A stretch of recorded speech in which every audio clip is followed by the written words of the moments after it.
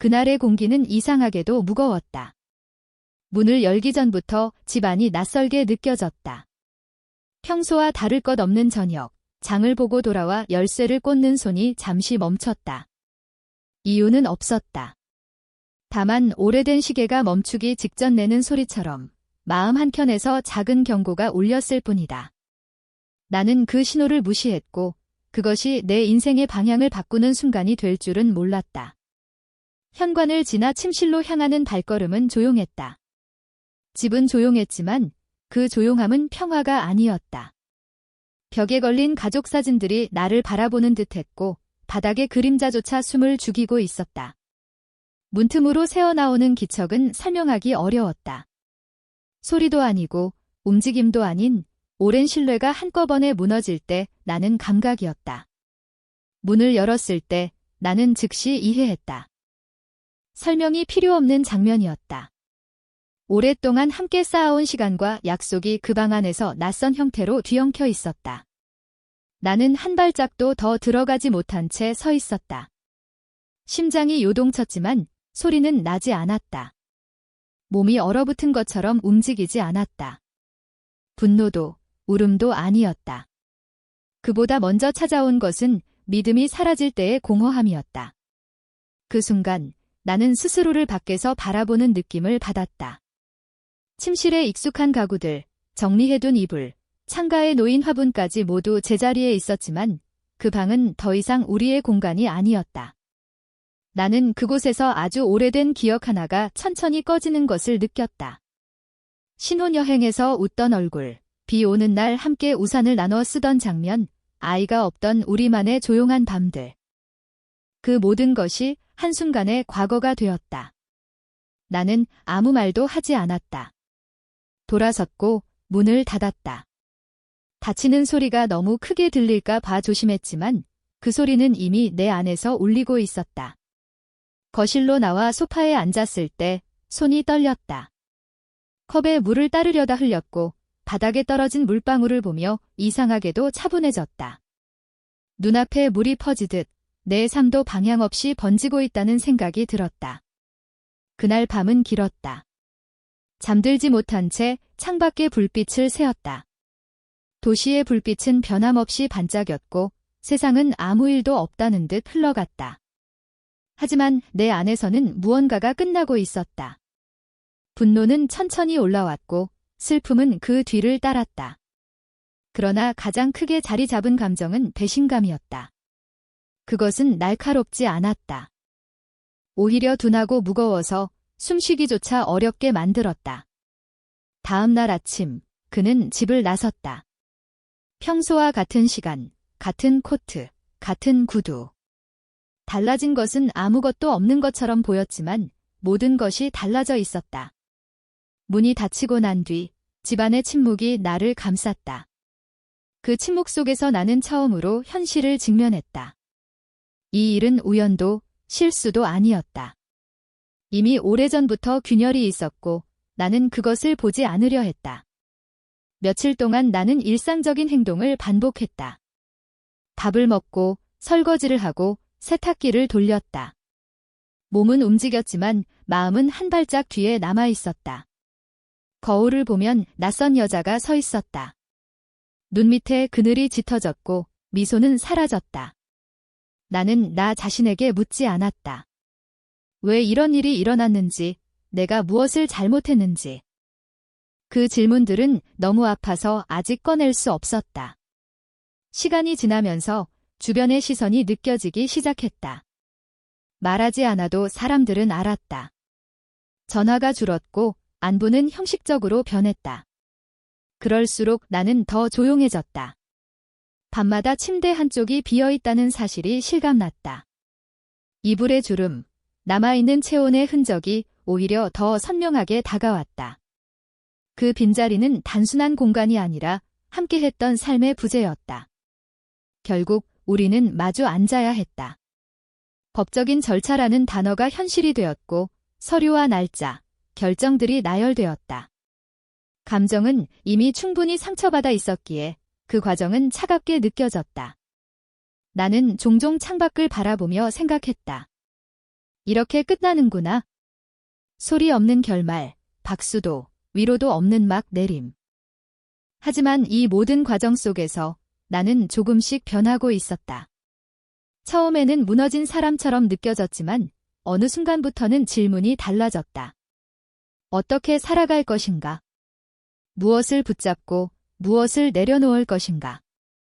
그 질문들은 아직 답이 없었지만 나를 앞으로 움직이게 했다. 고통은 여전히 있었지만 그 안에 아주 작은 결심이 싹트고 있었다. 이야기는 여기서 멈추지 않는다. 무너진 자리 위에서 어떤 선택을 하게 될지, 그 선택이 나를 어디로 데려갈지 아직 알 수 없다. 다만 확실한 것은 그날 침실 문을 열었던 순간 이후로 나는 더 이상 같은 사람이 아니라는 사실이다. 그리고 그 변화의 끝에는 아직 보이지 않는 다음 장이 기다리고 있다. 이혼 절차가 본격적으로 시작되자 세상은 숫자와 서류로 나뉘기 시작했다. 우리의 결혼도 그동안의 시간도 서로의 수고도 얇은 종이 위에서 정리되는 느낌이었다.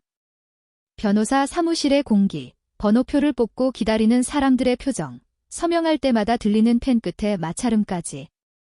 그 모든 것이 내 감정을 더 무디게 만들었다. 슬픔은 여전히 있었지만 나는 울기보다 견디는 법을 배우고 있었다. 처음에는 내가 모든 것을 잃었다고 생각했다. 침실에서 본 그 장면이 내 삶을 통째로 가져가 버린 것 같았다. 하지만 시간이 지나며 깨달았다. 잃은 것은 많았지만 내가 완전히 사라진 것은 아니었다. 오히려 그날 이후 나는 내 이름을 다시 찾기 시작했다. 누구의 아내가 아니라 그냥 나로 살아야 한다는 사실이 생각보다 두려웠다. 동시에 그 두려움이 내 안에 숨겨진 힘을 깨우는 것도 느껴졌다. 이사 준비를 하며 집 안 곳곳을 정리했다. 상자에 물건을 넣을수록 내 기억도 접히는 듯 했다. 결혼식 앨범은 가장 무거웠다. 사진 속 나는 환하게 웃고 있었다. 그 웃음이 거짓이었다고 말하고 싶지 않았다. 그때의 나는 분명 행복했다. 다만 행복이라는 것이 영원하지 않다는 사실을 너무 늦게 배웠을 뿐이다. 앨범을 덮고 나서도 한참 동안 손이 그 위에 머물렀다. 마치 마지막으로 인사라도 하는 것처럼. 서류가 오가던 중 나는 우연히 남편의 오래된 서랍을 정리하게 됐다. 그 서랍은 늘 잠겨 있었고 나는 그 안을 들여다볼 생각조차 하지 않았던 곳이다. 하지만 이제는 정리해야 했다. 열쇠는 예상보다 쉽게 발견됐다. 작은 철제 상자 속에 낡은 열쇠와 함께 종이 몇 장이 접혀 있었다. 나는 그 종이를 펼치기 전까지도 혹시라는 마음을 품지 않았다. 기대가 없는 사람은 상처도 덜 받을 거라고 믿었으니까. 종이를 펼쳤을 때 나는 다시 숨이 멎는 느낌을 받았다. 그것은 내가 상상하던 종류의 비밀이 아니었다. 누군가를 더 깊이 숨긴 증거도 아니었고 나를 조롱하는 내용도 아니었다. 오히려 아주 차갑고 현실적인 기록이었다. 시간표처럼 정리된 지출, 여러 계좌의 흐름, 그리고 내가 전혀 몰랐던 빚의 흔적들. 결혼 생활 내내 그는 괜찮다는 말로 나를 안심시켰고 나는 그 말을 믿었다. 하지만 그 종이 위에 적힌 숫자들은 내 믿음을 또 한 번 무너뜨렸다. 그제야 이해가 이어졌다.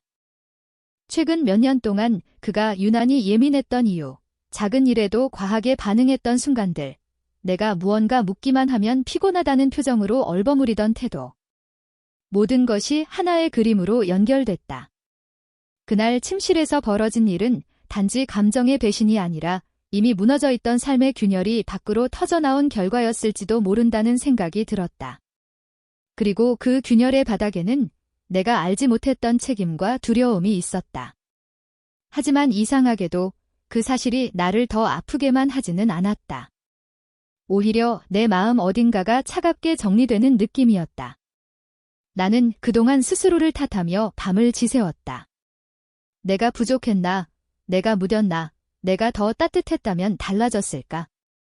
그러나 숫자와 기록을 보며 깨달았다.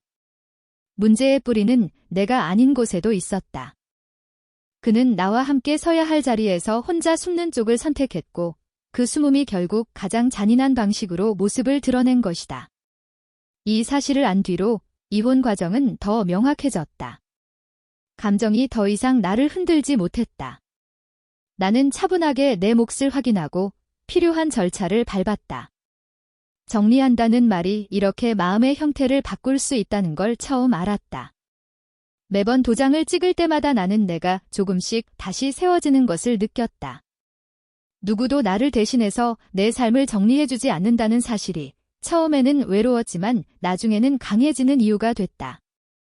마지막으로 집을 나오는 날, 나는 현관에서 오래 서 있었다. 벽에 남아있던 작은 흠집, 문고리에 마모된 부분, 우리가 함께 골랐던 전등. 모든 것이 나에게 말을 거는 것 같았다. 그러나 그 말들은 붙잡으라는 말이 아니었다. 수고했다는 말에 가까웠다. 나는 가방을 들어 올리고 문을 닫았다. 그 소리는 예전처럼 크게 들리지 않았다. 내 안에서 이미 여러 번 닫혔던 문이었으니까. 새로 옮긴 집은 작았다. 처음에는 허전했다. 소리가 울리고 밤이 길었다. 그러나 작은 집은 작은 마음을 돌보기에는 충분했다. 나는 창문을 열어 환기를 시키고 방 한쪽에 작은 화분을 놓았다.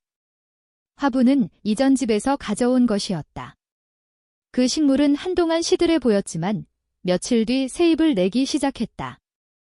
나는 그 잎을 보며 오래 서 있었다. 그 작은 초록이 내게 말해주는 것 같았다. 끝이 아니라 다시 시작하는 방식이 다를 뿐이라고. 주변 사람들은 시간이 지나면 괜찮아질 거라고 했다. 나는 그 말이 반쯤은 맞고 반쯤은 틀리다고 생각했다. 시간이 모든 것을 해결하지는 않는다. 다만 시간이 지나면 해결해야 할 것이 무엇인지 조금 더 정확히 보일 뿐이다. 나는 여전히 가끔씩 그날의 장면을 떠올린다. 하지만 이제는 그 기억이 나를 무너뜨리지는 않는다. 그 기억은 내 인생에서 가장 차가운 페이지로 남아있고 나는 그 페이지를 덮는 법을 배웠다. 그리고 어느 날 나는 아주 사소한 순간에 웃었다. 시장에서 귤을 고르다가 길고양이가 햇빛 아래서 몸을 웅크리고 자는 모습을 보다가 버스 창문에 비친 내 얼굴이 예전보다 단단해 보인다는 걸 느끼다가 웃음은 크게 터지지 않았다. 조용하고 짧았다. 하지만 그 짧은 웃음이 내게는 중요한 신호였다. 나는 아직 살아있고 앞으로도 살아갈 거라는 신호. 마지막 서류가 마무리되던 날, 나는 혼자 집에 돌아와 조용히 물을 끓였다. 따뜻한 차를 한 잔 따라 손바닥으로 컵을 감싸 쥐었다. 그 온기가 손끝에서부터 천천히 올라왔다. 그 순간 나는 깨달았다. 내가 잃은 것은 과거의 형태였고 내가 얻은 것은 미래를 내 손으로 다시 만들 수 있다는 가능성이었다. 나는 더 이상 그 사람의 선택을 이해하려 애쓰지 않는다. 이해는 때로 상처를 반복하게 만들 뿐이다. 대신 나는 내 선택을 지키기로 했다. 다시는 내 직감을 무시하지 않겠다고, 내 마음이 보내는 작은 경고를 외면하지 않겠다고. 그리고 무엇보다 나를 나 자신에게서 빼앗기지 않겠다고. 이 이야기를 끝내며 나는 말하고 싶다. 어떤 문을 열었을 때 세상이 무너지는 순간이 있다. 그러나 무너진 자리에 남는 것은 잿더미만이 아니다. 그 자리에는 새로 쌓을 수 있는 빈 공간이 남는다. 나는 그 공간 위에 천천히, 아주 천천히 내 삶을 다시 놓고 있다. 완벽하지 않아도 괜찮다. 흔들려도 괜찮다. 중요한 것은 내가 다시 걸어나간다는 사실이다. 그리고 그걸 해내는 사람은 언제나 나 자신이었다.